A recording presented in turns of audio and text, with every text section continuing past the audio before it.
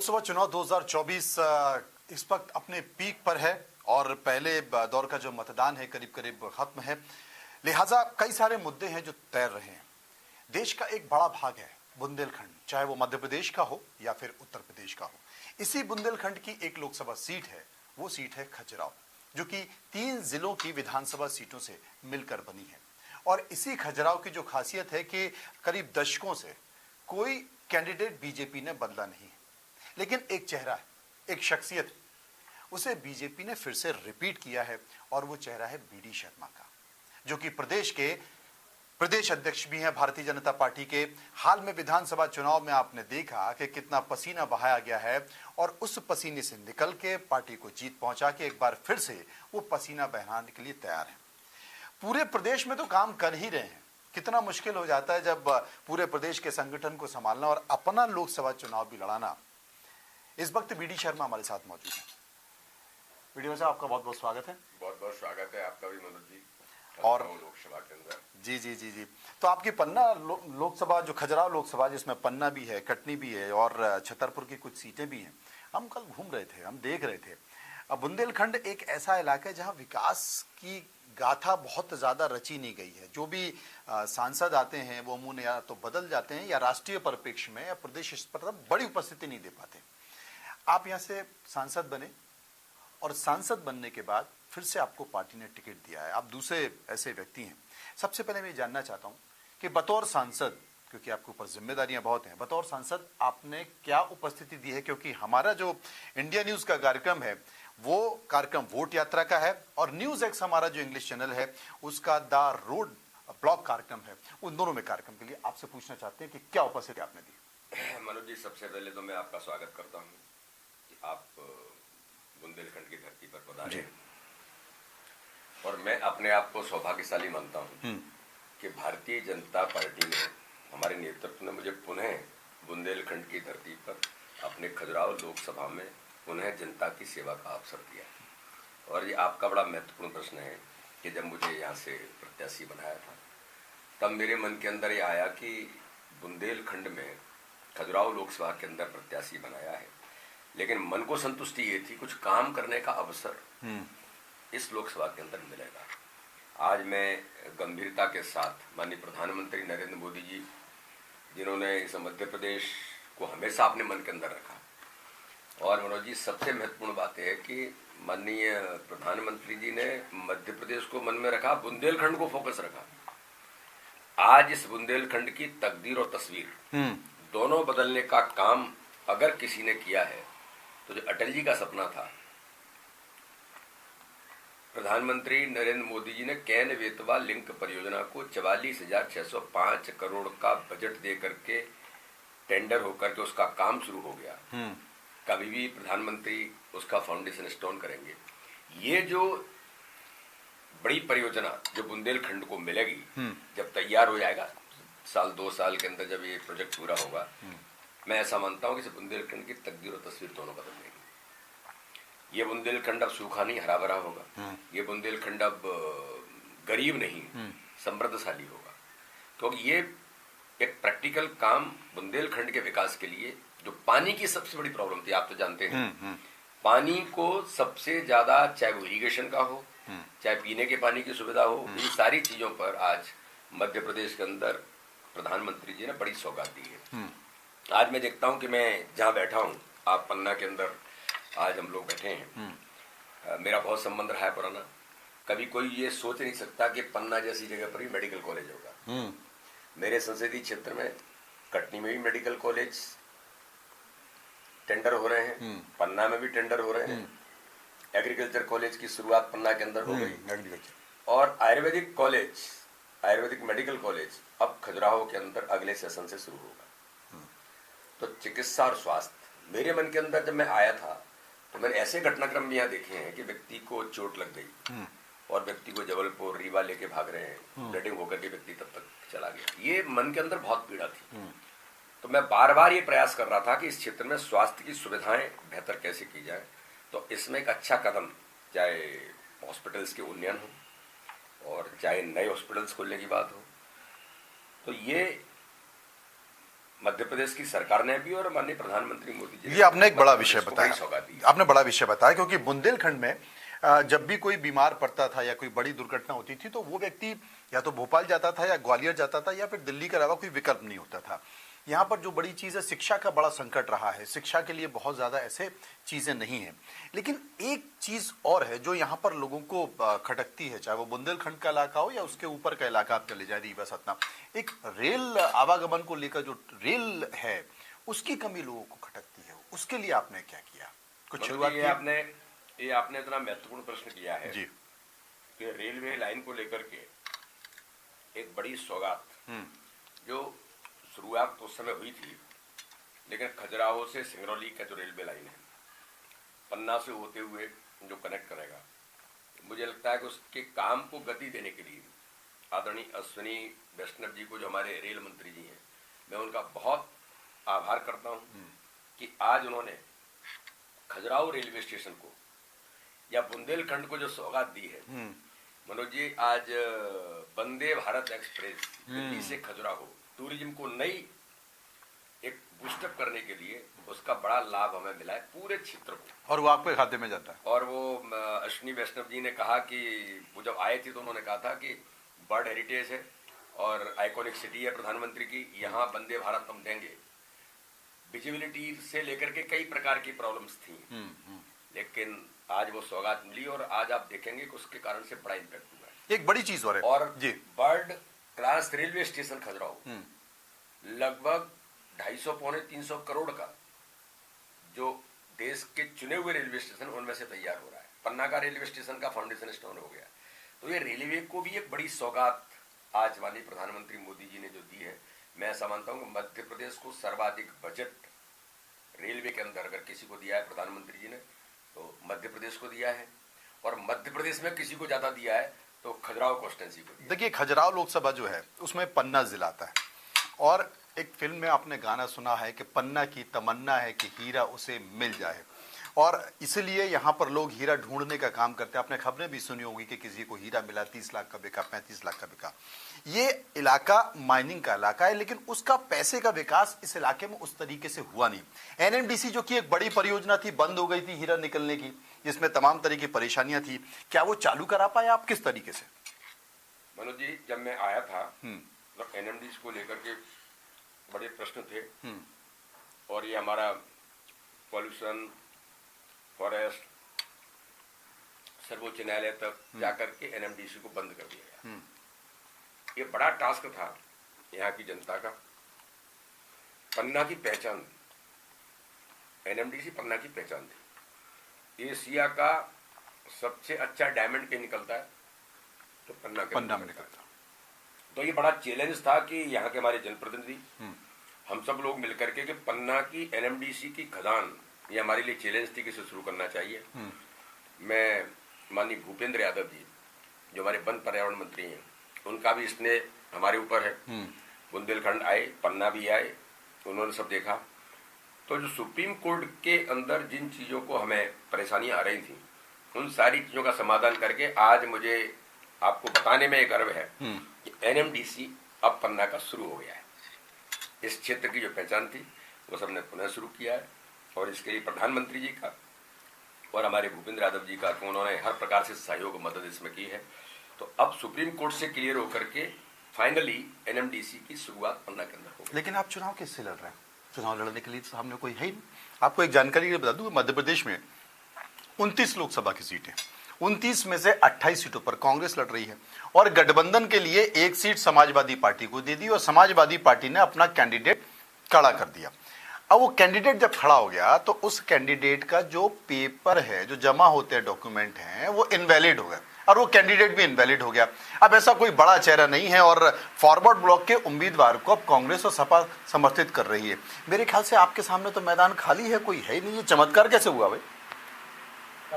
मनोज जी, जिस प्रकार से कांग्रेस ने ये सीट इंडी गठबंधन को दी, सपा को सौंपी, लेकिन ये सारा जो घटनाक्रम सपा और कांग्रेस के जो आपसी विवाद है, विधानसभा में भारी झगड़े हुए, और ऐसे झगड़े नहीं हुए कि आमना सामना हुआ अखिलेश यादव और कमलनाथ जी का। मुझे लगता है उनकी आंतरिक कलह और उनका वकील, उनका आरोप था उनके वकील ने कुछ ऐसा कर दिया, वकील कांग्रेस का था, वगैरह वगैरह जो भी हुआ हो।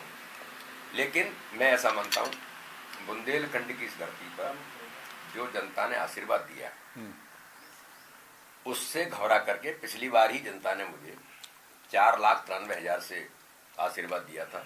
केवल 173 बूथ 2293 में से केवल 173 बूथ हमारे थे 2019 में। और इस बार जो मोदी जी का आशीर्वाद इस क्षेत्र को है कि G20 देशों की बैठक भारत के अंदर होती है तो प्रधानमंत्री जी खजुराहो को भी सिलेक्ट करते हैं और दुनिया के लोग खजुराहो आते हैं। तो यहाँ की जनता का जो विश्वास प्रधानमंत्री के प्रति है, भारतीय जनता पार्टी के प्रति है, तो ये इनको लग रहा था कांग्रेस एनडीए गठबंधन को कि यहाँ हमारी दाल नहीं, लेकिन लोग कहते हैं, वो छोड़ के भाग गए। लोग कहते हैं कि जो कैंडिडेट था गठबंधन का, वो कैंडिडेट आपसे प्रभावित हो गया या आपसे डर गया या कहीं ना कहीं आपके ऑरे में आ गया, कुछ ऐसा है क्या? देखिए, भारतीय जनता पार्टी और खासतौर पर आप मुझे सालों से जानते हैं, हम जो राजनीति करते हैं वो तो हम एक ऐसी राजनीति की स्वच्छता के साथ जनता के सहयोग से जनता के लिए कैसे हम कुछ कर सकते हैं। तो कैंडिडेट को जो भी लगा हो, लेकिन ना यहाँ दबाव की राजनीति होती न प्रभाव की राजनीति होती। हम तो जनता की सेवा की राजनीति करते हैं। तो इसलिए अब जनता की सेवा की राजनीति से उन्हें डर लगा हो कि यहाँ कुछ मिलेगा नहीं। जमीन में यहाँ जब जमीन को कुरेदते हैं तो ये वो भूमि है मनोज जी जहाँ भगवान राम अगस्त मुनि के आश्रम में पधारे, जहाँ प्रसंग है कि उन्हें शस्त्र सौंपने का काम भगवान राम को अगस्त मुनि ने यही किया है। तो ये भूमि तो राम की भूमि है। अब राम की भूमि पर रामद्रोही जिन्होंने राम भक्तों पर गोलियां चलाई हों, अब ऐसे लोगों को डर नहीं लगेगा तो और क्या लगेगा कि तो राम की भूमि है और राम ने कमाल होगा। तो कांग्रेस पहले ही चालबाजी करके चली गई। कांग्रेस ने चालबाजी की, यहाँ कुछ है नहीं, इनको सौंप दो। वो आए, पहले प्रत्याशी दिया, फिर बदला, फिर दूसरा प्रत्याशी आया। अब उनको भी क्या लगा, क्या झगड़ा हुआ, तो राम की भूमि पर रामदोही मैदान छोड़ करके भाग गए। ये बड़ा सवाल है क्योंकि विपक्षी गठबंधन या इंडिया गठबंधन ये लगातार बात कर रहा है कि साहब देखिए करप्शन है, बहुत ज़्यादा करप्शन है। अभी हाल ही में इलेक्टोरल बॉन्ड निकल कर आया है, उसमें भी साफ तौर पर दिखाई दे रहा है महंगाई है, आप मानते हैं महंगाई भी है, भ्रष्टाचार भी है और तमाम ऐसी परेशानियां हैं। उन सब के बावजूद भी अगर देश का माहौल ये है और बीजेपी कहती है, प्रधानमंत्री कहते हैं, आप ये कहते हैं कि 400 पार है, तो क्यों? मनोज जी, देश की जनता ही तय करती है कि देश का नेतृत्व कौन होगा और देश की जनता लॉजिक के साथ तय करती है। आज भारत के अंदर प्रधानमंत्री नरेंद्र मोदी जी ने 10 वर्षों में जो काम किया है, 2014 का भारत और 2014 के बाद के इन 10 वर्षों का भारत, आज आप देखेंगे कि दोनों दृष्टि से, जैसे आज भ्रष्टाचार की बात करते हैं, कांग्रेस कहती थी कि 1 रुपया बेचते हैं तो 85 पैसे दलाल बिचौलिए खा जाते हैं, 15 पैसे गरीब तक पहुंचता है। ये प्रधानमंत्री ऑन रिकॉर्ड कांग्रेस के राजीव गांधी ने कहा। लेकिन मोदी जी के आने के बाद जब जनधन अकाउंट की शुरुआत हुई 2014 में, आज करोड़ों करोड़ परिवारों को जनधन अकाउंट खोलने के बाद देश के अंदर, इसे गुड गवर्नेंस कहते हैं कि अगर 1 रुपया दिल्ली से चल रहा है आज, तो 1 रुपया ही खाते में जाता है गरीब के। तो गरीब को ताकत तो प्रधानमंत्री मोदी जी ने दी है। भ्रष्टाचार पर लगाम लगाने का काम चाहे केंद्र की योजनाएं और राज्य की योजनाएं, आज देश के अंदर एक इस प्रकार का चित्र हर गरीब के लिए, गरीब को विश्वास है मेरे लिए जो आया है वो मुझे मिल रहा है। चाहे प्रधानमंत्री किसान सम्मान निधि होगी, चाहे और जो हमारी योजनाएं उनके माध्यम से मदद मिलती होगी, तो हर गरीब के साथ प्रधानमंत्री जी ने जो उन्हें जीवन बदलने का अभियान जिसको हम कहते हैं, तो गरीब कल्याण की योजनाओं की ताकत, इंफ्रास्ट्रक्चर और विकास में तो आप देखते हैं कि देश किस प्रकार से आगे बढ़ रहा है। सड़क, बिजली, पानी, ऊर्जा के क्षेत्र में भारत अपने संपन्नता की ओर जा रहा है। सुरक्षा के क्षेत्र में भारत आज बाह्य सुरक्षा हो, आंतरिक सुरक्षा हो, आज आतंकवाद देश के अंदर कहीं दिखाई नहीं देता। अगर कोई कान फड़काता है तो उसका जवाब सेना सेकंडों के अंदर देती है। ये ताकत किसने दी? प्रधानमंत्री ने दी। तो सक्षम नेतृत्व जब आता है क्योंकि मनोज जी, मैं एक बात आज चूंकि मौका मिला है आपके साथ जी। तो शेयर करना चाहता हूँ जी। कि सक्षम नेतृत्व आता है तो कैसे परिस्थितियां बदलती हैं। पहले जरा भी कुछ होता था, अरे कम्युनल राइट्स हो जाएंगे, ये होगा वो होगा। धारा 370 जब हट रही थी, जो भाजपा का ड्रीम सपना था, क्योंकि डॉक्टर श्यामा प्रसाद मुखर्जी ने तो बलिदान धारा 370 के लिए किया, जिस पर जनसंघ बना और भारतीय जनता पार्टी है। तो 370 जब हट रही थी तब ओवैसी सदन के अंदर कह रहे थे कि भारत टूट जाएगा, कश्मीर जल जाएगा। तब मुझे ध्यान में है, मैं प्रत्यक्षदर्शी हूँ, देश के आप संसद में अमित शाह जी ने कहा था, सुनो ओवैसी जी, न तो भारत टूटेगा न कश्मीर जलेगा, लेकिन देश के खिलाफ काम करने वालों का स्थान संसद नहीं जेल के अंदर होगा। ये सक्षम नेतृत्व है। कान नहीं फड़का गई, धारा 370 हट गई, सीए कानून बन गया। तो राम मंदिर का मुद्दा जो 500 सालों के इतिहास में 500 सालों से संघर्ष हो रहा था, हर आदमी इस बात के लिए लालायित था कि हमारे भगवान राम विराजमान होंगे, लेकिन मोदी जी का नेतृत्व आता है, मोदी जी कुशलता पूर्वक देश के अंदर रामलला की प्राण प्रतिष्ठा भी होती है।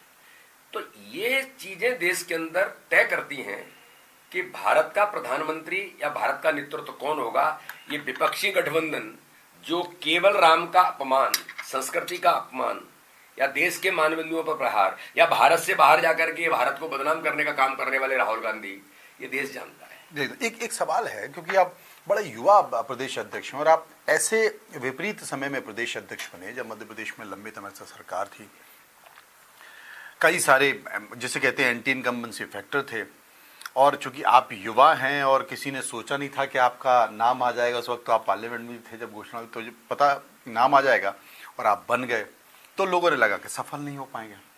आप सफल भी हो गए, क्योंकि प्रदेश अध्यक्ष होना और प्रदेश अध्यक्ष के नेतृत्व में विधानसभा चुनाव होना और उसमें 160 के ऊपर सीटें आ जाना, ये अपने आप में बड़ी स्थिति है। आपको लगा कि इन तमाम विपरीत परिस्थितियों में संगठन को खड़ा करना, मजबूत करना, एंटी इनकम्बेंसी जो लहर है उसको पीछे छोड़ना, कार्यकर्ताओं में एक नया जोश देना, पुराने जो लोग हैं जिन्हें अच्छा लग रहा है, नहीं लग रहा है, उनको भी साथ लेके आगे बढ़ना और सफलता प्राप्त करना, लोगों को अच्छा तो नहीं लगा? मनोज जी, आज आपको एक बात मैं शेयर करना चाहता हूँ जी, कि मैं अपने नेतृत्व पर माननीय प्रधानमंत्री माननीय अमित शाह जी जो एक आइडियल कैरेक्टर है राजनीति के जी, उनको आदर्श मान करके जब काम शुरू करते हैं ना, तो अपने आप चीजें बदल जाती हैं। मुझे ध्यान में है कि जब मैं राष्ट्रीय महामंत्री बना था विद्यार्थी परिषद का, मैं तो छात्र राजनीति में काम करता था, जलगांव अधिवेशन था, उस समय के तत्कालीन मुख्यमंत्री आज के दुनिया के लोकप्रिय नेता वो उस अधिवेशन का उद्घाटन करने आए थे। उन्होंने एक बात कही थी पूरे देश की छात्र शक्ति के सामने कि मैं जब मुख्यमंत्री बना तो मुझे किन परिस्थितियों का सामना करना पड़ा। मैं कहता था गुजरात को ऊर्जा के क्षेत्र में सक्षम बनाना है, तो लोग तैयार नहीं थे, लेकिन मेरा संकल्प था कि मुझे करना है। अधिकारी कहते थे हो नहीं सकता, हमारे पास संसाधन नहीं है, ना कोल है, ना हमारे पास नदियां हैं, हम कैसे करेंगे। लेकिन मेरा संकल्प था और उन्होंने कहा कि जब मैंने अपने संकल्प को पूरा करने के लिए दृढ़ता से करना है तो गुजरात ऊर्जा के क्षेत्र में आज सक्षम बना। तो उन्होंने एक लाइन कही थी आज भी मेरे जीवन के अंदर, जिसे मैं हमेशा अपने सामने रखता हूँ। उन्होंने कहा था कि माना कि अंधेरा खाना है लेकिन दिया जलाना कहाँ मना है। क्या बात। और उस लाइन पर आज मैं अपने जीवन में लगातार इस पर काम करता हूँ। मध्य प्रदेश का संगठन एक आइडियल ऑर्गेनाइजेशन रहा है, ठाकरे जी का प्रदेश रहा है। मुझे काम जब मिला तब हमने प्रधानमंत्री जी की, अमित शाह जी की, नड्डा जी की इच्छा के अनुरूप प्रत्येक बूथ को मजबूत करना। मुझे विश्वास था, हमने 2.5 वर्ष ठाकरे जी के जन्म शताब्दी वर्ष से हर बूथ को डिजिटल बूथ बनाया।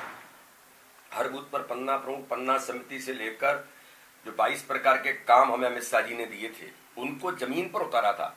हम विश्वस्त थे, कॉन्फिडेंट थे कि जमीन पर भाजपा कार्यकर्ताओं ने जो काम किया है, अथक मेहनत परिश्रम किया है, और गरीब कल्याण की योजनाएं प्रधानमंत्री की और मध्य प्रदेश सरकार की योजनाओं का एक बड़ा समुच्चय जो जमीन पर बूथ बूथ पर है, गांव गांव के अंदर है, बीमारूला से विकसित राज्य मध्य प्रदेश बना है।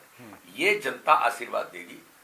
परसेप्शन बनाने का लोग प्रयास कर रहे थे, लेकिन अमित शाह जी ने जब कमान संभाली और आने के बाद जब वो कार्यकर्ताओं से मिले तो उन्होंने ग्वालियर की बैठक में कह दिया था, 10 संभागों की बैठक करने के बाद आज मैं कॉन्फिडेंट होकर के कहता हूं कि मध्य प्रदेश में कार्यकर्ताओं की, संगठन की ताकत के बल पर इतना काम हुआ है, यहां पर हम ऐतिहासिक बहुमत की सरकार बनाएंगे। और 150 का आंकड़ा उन्हीं ने दिया था, 150 से ऊपर जाएंगे, ग्वालियर में कहा था। और आज तक का मध्य प्रदेश के राजनीतिक इतिहास का 49% वोट शेयर, जो 10% वोट शेयर पर हम काम कर रहे थे मध्य प्रदेश के अंदर, 8% हमने बढ़ाया सफलतापूर्वक, बूथ सशक्तिकरण, बूथ विजय के अभियान के साथ। तो अमित जी ने उस समय कहा था, तो 49% वोट शेयर मध्य प्रदेश का आज तक के इतिहास का सर्वाधिक वोट शेयर है। लेकिन दूसरे लोग कहते हैं कि साहब लाडली बहना का कमाल था, तो आपने लाडली बहना का कमाल करने वालों को ही हटा दिया। नहीं, देखिए, मैं ऐसा मोहन यादव जी हैं, कैलाश जी रहे, सुंदरलाल पटवा रहे, तो भारतीय जनता पार्टी के नेतृत्व ने अपने अपने तरीके से हमेशा अच्छा काम करने का प्रयास किया। गरीब कल्याण की योजनाएं बड़ी ताकत है।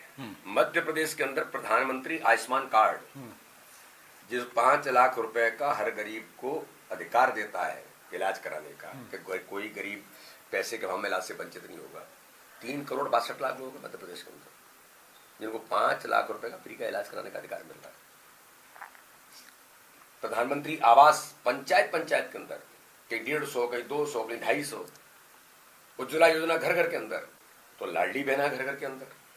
तो ये एक ओवरऑल सबको मिलाकर के इम्पैक्ट, मुझे लगता पार्टी ने एक योजना नहीं, और मुझे लगता पार्टी ने ये भी तय कर लिया है कि भाई जिन्होंने सत्ता सुख बहुत सालों तक स्वीकार कर लिया है, तो अब नए लोगों को मौका दिया जाए, नए लोगों को आगे आना जाए। ये तो मनोज जी आप जानते हो, भारतीय जनता पार्टी विशिष्ट कार्य पद्धति का संगठन है। हमेशा ये विचार चलता रहता है कि आगे क्या होगा, 10 साल आगे क्या होगा। जैसे मैं आपको बताता हूँ, मध्य प्रदेश में, क्योंकि देश के प्रधानमंत्री मोदी भी चाहते हैं कि नई लीडरशिप आ गया है। हमें कहा, मैं आपको यही बताना चाहता हूँ कि मध्य प्रदेश में सफलता का राज क्या है। हमें कहा क्या हम मंडल अध्यक्ष और जिलाध्यक्ष नई जनरेशन के ला सकते हैं। क्या बात है। मैं प्रदेश अध्यक्ष बनने के बाद हमारी टीम ने, मतलब मैं अकेले नहीं, हमारी टीम ने मिलकर के विचार किया कि मध्य प्रदेश में हम इसको इम्प्लीमेंट करेंगे। 50 साल से कम उम्र के जिलाध्यक्ष और 35 साल से कम उम्र के मंडल अध्यक्ष, ये आगामी 15-20 साल की भारतीय जनता पार्टी मध्य प्रदेश के अंदर तैयार हुई और हम सफलतापूर्वक इस काम को कर पाए। और इन लोगों ने जो बेहतर मेहनत जमीन पर की, प्रधानमंत्री जी के गरीब कल्याण की योजनाओं के हितग्राहियों से संपर्क अभियान और जमीन पर उतरना और संगठन तंत्र को मजबूत करना, ये विशेषता थी। मैंने कहा कि आइडियल ऑर्गेनाइजेशन मध्य प्रदेश था, इस काम की यात्रा को आगे बढ़ाना था। तो हमने तो यही प्रयास किया, हमारी टीम ने, कि तकनीक का कैसे उपयोग करना, आधुनिक तकनीक के साथ संगठन को पारंगत कैसे बनाना।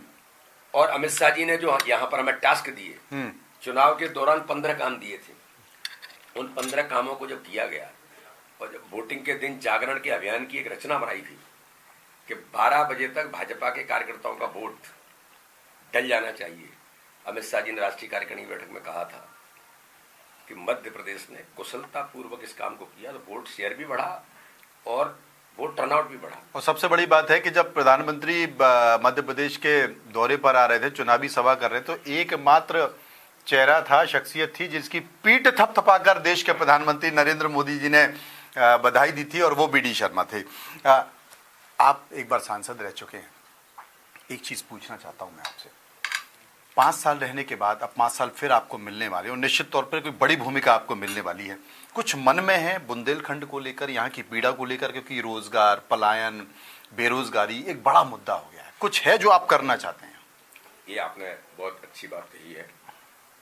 इस क्षेत्र के अंदर 2 बातों पर मेरा बहुत फोकस है।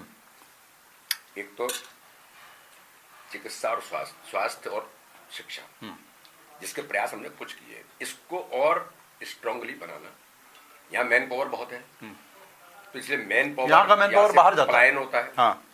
तो मैन पावर, और मैं तो ऐसा मानता हूं कि ये वो धरती है बुंदेलखंड की, ये रत्न गर्भा धरती है।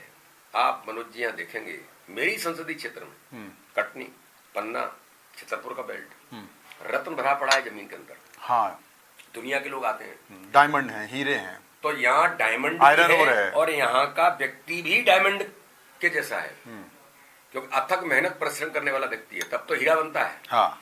तो इसलिए औद्योगिकीकरण इस क्षेत्र का कैसे हो। कैन बेतवा के आने के बाद ये बड़ी अपॉर्चुनिटी मिलने वाली है और इस पर माननीय मुख्यमंत्री मोहन यादव जी से अभी जब वो बने उसके तत्काल बाद ही जब उनका दौरा यहाँ हुआ तो उनके मन के अंदर भी है कि बुंदेलखंड को औद्योगिक क्षेत्र में हमें इसको क्लस्टर बनाना है जिससे रोजगार के अवसर स्थानीय नौजवानों को मिले। और यहाँ का जो जिसको मैंने कहा कि रत्न भरे पड़े हैं तो ये जो सोर्स है हमारा नेचुरल सोर्स है, इसको कैसे कनेक्ट करेंगे जिससे लोकेलिटी में यूथ के साथ रोजगार भी मिले और औद्योगिक उससे इसको कैसे कनेक्ट किया जाए और ऐसे नौजवान जो उस उद्योग की जरूरत है उनको शिक्षा यहाँ पर कैसे दी जाए। जैसे मैंने माइनिंग का डिप्लोमा शुरू कराया कि माइनिंग इतना है यहाँ पर, तो कटनी के अंदर पॉलिटेक्निक है तो माइनिंग फैकल्टी शुरू करके माइनिंग में तैयार होने वाला नौजवान जो बाहर से आता है वो इस क्षेत्र का आएगा। तो ऐसे कई प्रकार की चीजों को आगामी समय में एक संकल्प है कि इस पर हम लोग काम करेंगे। बीडी जी, वैसे तो आपके सामने कोई है नहीं कैंडिडेट, विपक्षी गठबंधन का नहीं है, बाकी की जो छोटी छोटी पार्टियों के कैंडिडेट हैं, मैदान खुला हुआ है, लेकिन फिर भी आप परिश्रम कर रहे हैं, दौड़ रहे हैं, लोगों से संपर्क कर रहे हैं। क्या ये परसेंटेज बढ़ाने की कवायद है? भारतीय जनता पार्टी, मनोज जी, माननीय प्रधानमंत्री जी हमेशा जो कहते हैं कि भाजपा प्रत्येक बूथ पर चुनाव लड़ेगी, हम किसी प्रतिद्वंदी को कमजोर नहीं मानते, वो हर चुनाव गंभीरता से बीजेपी लड़ती है। हमारा कार्यकर्ता ओवर कॉन्फिडेंट नहीं है, कॉन्फिडेंट है क्या हर बूथ पर कमल खिलाना है और जो 173 हारे थे वो तो जीत नहीं है। प्रधानमंत्री ने 370 प्लस नए मत जो जोड़ना है, जो आज ज्वाइनिंग का अभियान हम चला रखा है बूथ बूथ पर, कांग्रेस मुक्त कांग्रेस छोड़ के भागी अलग बात है, लेकिन हमने बूथ बूथ पर कांग्रेस को कांग्रेस मुक्त बूथ बना दिया है। तो यहाँ पर हम बड़ी संख्या में प्रत्येक बूथ पर ऐतिहासिक जीत कैसे होगी ये संकल्प और टारगेट भाजपा के कार्यकर्ताओं का है और इस पर हम उत्साह और उमंग के साथ हमारा कार्यकर्ता लगा है। हमारी बहुत सारी शुभकामनाएं आपके साथ है और उम्मीद करते हैं कि अब तक बुंदेलखंड का कोई भी ऐसा लीडर नहीं है जो यहाँ के विकास, यहाँ के पलायन, यहाँ की बेरोजगारी को समझ पाए। आप उसको बेहतर तरीके से समझकर एक बड़े कैनवास पर बड़ी लकीर खींचें, उसके लिए भविष्य में आपको ढेर सारी शुभकामनाएं। बहुत बहुत धन्यवाद। तो ये थे बीडी शर्मा साहब जो कि लोकसभा चुनाव में हमारे साथ थे और चलेंगे आगे के सफर पे और फिर आपसे मुलाकात होती रहेगी। इनके लोकसभा क्षेत्र में लोगों से मिलेंगे और जानेंगे कि आखिर इस क्षेत्र की जरूरतें क्या है और क्या उम्मीद है।